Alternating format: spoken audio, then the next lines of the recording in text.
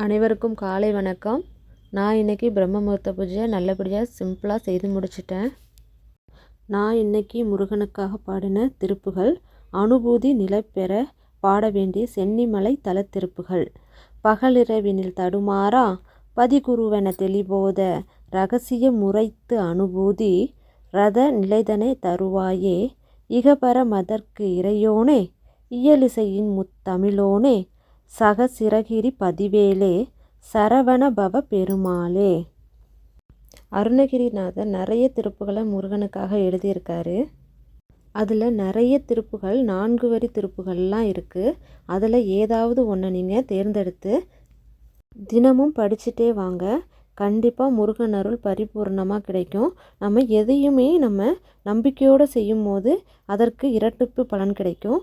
நீங்களும் திருப்புகளை படிச்சுட்டு பாராயணம் செய்துட்டு வாங்க.